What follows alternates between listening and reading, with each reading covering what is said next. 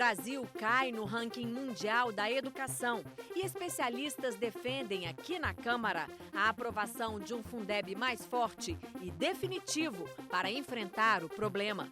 Veja o que foi notícia nas comissões, começando pela polêmica de um projeto que flexibiliza a aplicação das cotas de deficientes nas empresas. A má repercussão do texto, que chegou à Câmara no Dia das Pessoas com Deficiência, 3 de dezembro, levou o governo a retirar a urgência. Silmar, mãe do Pedro, veio pedir ajuda. Com a metodologia atual, ela já teve negado o benefício de prestação continuada de um salário mínimo mensal ao filho cardiopata com síndrome de Down e distúrbios alimentares. Eu entrei no site do INSS e estava lá negado. Aí falaram que era por causa da renda per capita. Sendo que a médica falou, não tem que ver a renda per capita, tem que ver a deficiência e o que ele precisa. Então querem tirar alguns direitos adquiridos. E aí, o que vamos comemorar? Até agora nada. Uma das bases para termos justiça social é a pessoa com deficiência ter o direito de ter uma avaliação que identifique as vulnerabilidades reais dessas pessoas dentro dos aspectos que a LBI determina. Outro assunto lembrado na reunião foi o projeto do Executivo que flexibiliza as cotas, permitindo que empresas troquem a contratação de pessoas com deficiência por dinheiro para o caixa do governo. Cota não é prêmio. Cota ainda está na situação de remédio, de uma situação desagradável, de uma situação incorreta, onde as pessoas são banidas. São, muitas vezes, quando você coloca no seu currículo que é uma pessoa com deficiência, não é chamada. Eu realmente não vim tratar dessa temática, mas o que eu posso garantir aos senhores é que todas as preocupações que forem aqui levantadas serão devidamente registradas, serão levadas ao ministro-chefe da Casa Civil. A audiência da Comissão de Legislação Participativa colocou frente a frente debatedores favoráveis e contrários à regulamentação de outros jogos, que hoje são proibidos no país. Os participantes discutiram os projetos de deputados e senadores que propõem a legalização dessas modalidades de apostas, especialmente cassinos que funcionariam em complexos turísticos. O jogo vai existir de qualquer jeito. Além disso, os benefícios que o jogo traz do ponto de vista econômico, do ponto de vista social, do ponto de vista de geração de empregos, são fundamentais para um país pobre e com as dificuldades econômicas que o Brasil atravessa. A OMS já atestou que os jogos de azar, assim como a dependência química em drogas é uma espécie de dependência, os jogos de azar são uma dependência comportamental. Então, na verdade, vai criar um excesso de pessoas mais viciadas ainda, que vão comprometer ainda mais a saúde financeira do país. Brasil 2019. 2.800.000 crianças e adolescentes estão fora da escola no país, de acordo com informações do Unicef. Isso dá 20% das crianças e adolescentes de 4 a 17 anos que têm o direito à educação negado. E dos que frequentam as aulas, quase 14% dos alunos entre 4 e 17 anos não aprendem, são analfabetos funcionais ou estão em atraso escolar. No ano de 2018, mais de 2.600.000 crianças e adolescentes foram reprovados. E a gente tem usado a reprovação como uma estratégia de aprendizagem. Ela não é eficaz nesse sentido de nem manter a criança ou adolescente na escola e nem fazê-lo aprender. Além de não funcionar, o sistema de reprovação adotado no Brasil é caro. Somou 16 bilhões de reais em 2018, de acordo com o censo escolar. É preciso tornar o Fundeb permanente. Em segundo lugar, o Fundeb precisa ter 40% de complementação da União. Isso é pouco, mas é o que é possível hoje no debate. Em terceiro lugar, o sistema de distribuição de recursos tem que ser híbrido. O deputado Idilvan Alencar apresentou na audiência pública da Comissão de Educação um projeto que cria uma espécie de poupança estudantil. Que é voltado para alunos do Bolsa Família, com depósitos mensais, para retirar na conclusão, e com certeza ele é bem mais barato do que os 16 bilhões de reprovação que você colocou aqui, que é o preço. A Comissão de Direitos Humanos e Minorias realizou audiência pública para examinar o impacto dos resíduos tóxicos para os seres humanos. A reunião coincidiu com a presença no Brasil do especialista independente das Nações Unidas, Baskut Tunkak, para avaliar as implicações de direitos humanos associadas à gestão e ao descarte de substâncias e resíduos tóxicos. Atualmente, diversas situações estão relacionadas ao tema, como a questão da mineração, a implantação da Política Nacional de Resíduos Sólidos, sem falar no problema do uso indiscriminado dos agrotóxicos. Um licenciamento ambiental que consiga prever os impactos e os riscos provocados pela atividade empresarial, especialmente nas obras de infraestrutura, ele pode ser muito importante. O debate na comissão especial que analisa a regulamentação do uso medicinal da maconha foi marcado pela decisão da Anvisa, que liberou o registro e produção de produtos à base da planta cannabis sativa. Para deputados e especialistas, ao proibir o plantio, a Agência Nacional de Vigilância Sanitária dificultou o acesso da população a medicamentos que tratam desde convulsões a dores crônicas de pacientes de diversas patologias, como o câncer e esclerose múltipla. Cerca de 10 milhões de pessoas sofrem de alguma patologia que poderia ter uso na cannabis. As epilepsias podem se utilizar, nós vemos no caso da epilepsia refratária infantil, mas outras epilepsias, porque ela ajuda a controlar as convulsões, ela serve para o Parkinson, ela é importante para a dor crônica, isso poderia baratear o medicamento. Hoje um medicamento desse custa mais de R$500 a caixinha, né, pelo dólar de hoje, está mais de $100 para você importar. Você poderia ter um medicamento mais barato, mais acessível nas farmácias. Não está permitindo que o Brasil possa produzir todos os passos da cadeia de produção, desde o plantio até o transporte, ou seja, o Brasil vai ter que importar o óleo de outros países, gerando emprego nos outros países, ou seja, o Brasil vai ser um grande gerador de empregos no Canadá, nos Estados Unidos, na Colômbia aqui do lado. Além do acesso, especialistas ressaltaram o potencial econômico deste mercado, que cresce a cada ano. O mercado da cannabis nos Estados Unidos movimentou 8 bilhões de dólares em 2017, gerando empregos para 120 mil pessoas. As vendas para este ano estão estimadas em 11 bilhões de dólares e devem alcançar 23 bilhões até 2022. Para os deputados, a decisão da Anvisa aumenta ainda mais a responsabilidade de o Congresso regular o assunto. Vamos tratar todos os assuntos na comissão, do plantio, a produção do medicamento, a pesquisa e também a comercialização do medicamento de uma forma mais flexível. Comissão de Constituição e Justiça aprova a admissibilidade da proposta da regra de ouro, que cria formas para conter as despesas públicas. Veja o que foi notícia nas comissões da Câmara, começando pela instalação da comissão especial que vai tratar da proposta de prisão em segunda instância. O deputado Marcelo Ramos foi eleito presidente por 22 dos 23 membros da comissão especial que registraram o voto. Em seguida, o presidente escolheu o deputado Fábio Tradi como relator da proposta de emenda à Constituição que autoriza o cumprimento de decisões judiciais a partir da segunda instância. Isso inclui a prisão de pessoas condenadas pelos tribunais de justiça estaduais e tribunais regionais federais. Está se buscando uma mudança na legislação para atingir uma pessoa, que é o ex-presidente Lula, que acabou de ter liberdade, porque a legislação do país é muito clara.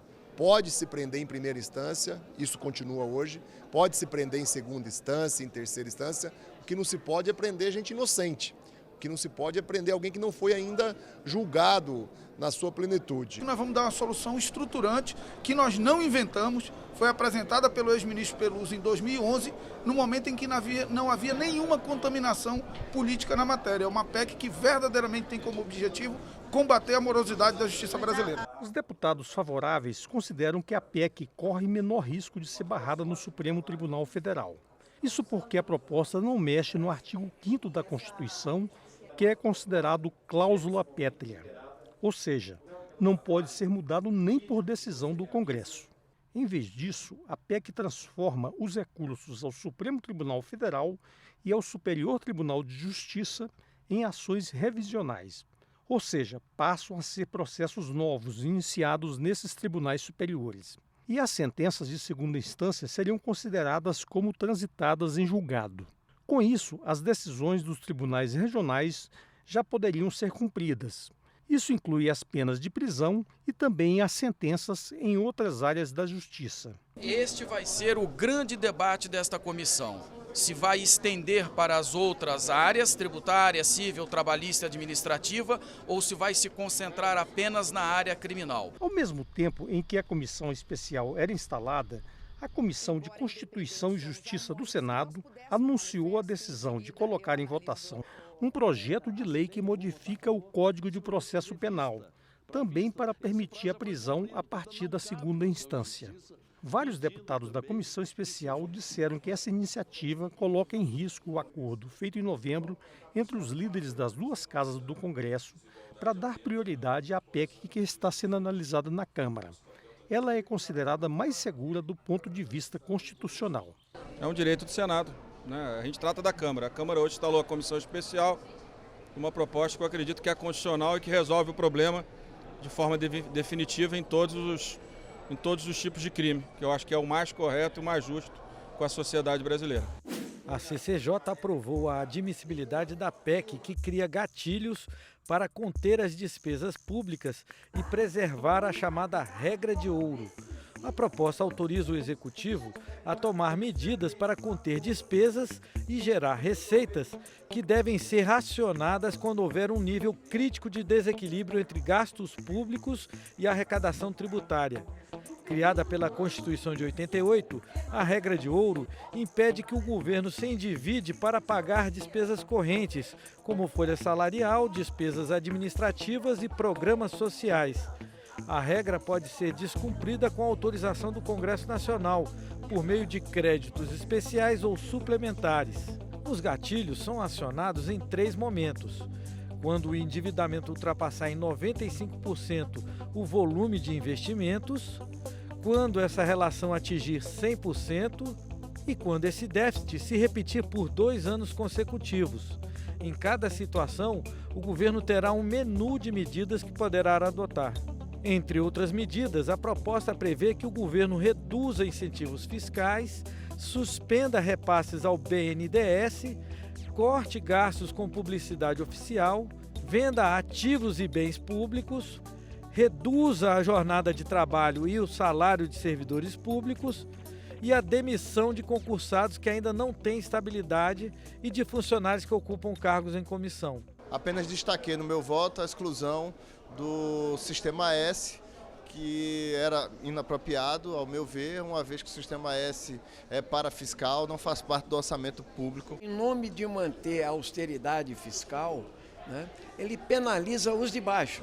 Por exemplo, o relator retirou o Sistema S, que é quem comanda a Fiesp, Avenida Paulista. Agora, a proposta segue para uma comissão especial que analisará o mérito da matéria e poderá propor alterações. Os embates aqui na CCJ foram apenas o início dessa disputa. Você não mexe nesta PEC em nenhum processo que faça com que o governo apresente realmente um projeto de desenvolvimento nacional. Daqui a pouco nós vamos entrar numa espiral de endividamento que ninguém mais vai acreditar no Brasil, dado que a dívida pública já chega a 80% do PIB. A comissão externa do Ministério da Educação concluiu seu primeiro relatório, que foi apresentado durante uma reunião ordinária. A execução orçamentária do Ministério da Educação está muito baixa. Deixando de lado o contingenciamento que existiu, só considerando aquilo que já era autorizado, ou seja, o contingenciado já estava fora disso, em julho desse ano, o Ministério tinha executado apenas 4,4% daquilo que estava autorizado para execução. A gente pode discordar em várias coisas, mas quem está lá, aluno, professor, não está nem aí para isso. O que eles querem é que alguma coisa aconteça. Então a gente vai continuar lutando para ter um diálogo com o MEC, para ter um diálogo dentro da Câmara dos Deputados, para que isso chegue. Um pedido de vista adiou a votação do relatório para mais alguns dias. O acordo entre Brasil e Estados Unidos, que vai permitir aos norte-americanos lançar foguetes e satélites da base de Alcântara, no Maranhão, foi aprovado no Congresso Nacional em novembro. Menos de um mês depois, em audiência pública aqui na Câmara, a deputada Luísa Erundina quis saber do ministro da Ciência e Tecnologia por que o governo se apressou em aprovar o pacto. A deputada também perguntou ao ministro mais detalhes sobre um grupo de trabalho com participação de 11 ministérios que já estaria em funcionamento e estudando maneiras de ampliar a base de lançamento. Com o aumento da área do centro, seria necessário a retirada de 350 famílias de quilombolas da região. Os quilombolas não foram consultados, atendidos, informados em nenhum momento desse processo. Aquilo ali é um mapa inicial que vai ser discutido. De novo, a gente vai ter o ano de 2020 inteirinho para discutir. Isso é importante ressaltar. A CPMI das fake news, que investiga notícias falsas nas redes sociais, ouviu o depoimento da deputada Joyce Hasselmann. Joyce foi líder do governo no Congresso entre fevereiro e outubro desse ano. A CPI, a deputada afirmou que um grupo de pessoas lotadas no gabinete da Presidência da República coordena ataques de difamação e notícias falsas na internet contra adversários políticos. A parlamentar disse ainda que os filhos do presidente Jair Bolsonaro estão à frente desses ataques. É um grupo do gabinete do ódio que tantos dizem que não existe. As instruções são passadas principalmente pelo Eduardo e assessores ligados a eles. O Carlos também teve muita atividade, mas agora ele está um pouco mais, com freio de mão puxado. Escolhe-se um alvo, o alvo é escolhido. Combina-se o ataque, e há inclusive um calendário de quem ataca quando. E aí, quando esse alvo está escolhido, entram as pessoas de verdade e entram os robôs. Por isso que em questões de minutos, 5, 10 minutos às vezes, a gente tem uma informação espalhada para o Brasil inteiro. De acordo com a deputada, dinheiro público vem sendo utilizado para pagar o salário de assessores que trabalhariam exclusivamente na disseminação de ataques de ódio e fake news. Para a deputada, a CPMI deveria investigar de onde vieram recursos para financiar o sistema de agressões virtuais. Eu já disse para vocês que cada atuação de robô custa, em média, cada disparo, R$20 mil, em média, tá? Se a gente está falando desses robôs todos, quem paga por isso? De onde sai esse dinheiro? Talvez o principal foco dessa comissão parlamentar seja seguir o rastro do dinheiro. Para o deputado Júnior Bozella, as denúncias apresentadas pela deputada são graves. Estão incitando o ódio na sociedade, né? Pessoas cada vez mais se odiando, dividindo o país, né? E com mentiras, isso é muito ruim. Para o deputado Carlos Jordi, as denúncias feitas pela deputada são falsas e têm finalidade política. Ela veio, obviamente, com muitas acusações por conta dessa mágoa por não ter sido a escolhida para ser a candidata à Prefeitura de São Paulo de Jair Bolsonaro. O deputado Eduardo Bolsonaro, presidente da Comissão de Relações Exteriores da Câmara, está em missão oficial e não comentou as denúncias feitas pela deputada Joyce Hasselmann à CPI das fake news.